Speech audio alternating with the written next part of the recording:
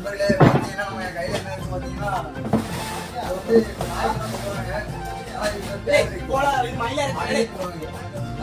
எது பண்ணிருக்காங்கன்னா பாட்டு சின்னதாக இருக்கும் பார்த்தீங்க.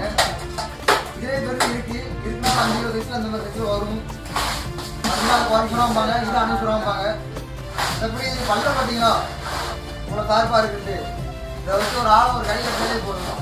அதில் உள்ள பாதி இது எடுக்கணும். எனக்கு அப்படிப்பட்ட மீன் நான் பார்க்க எப்படி தான் இருப்போம் அந்த மாதிரி தோணுது.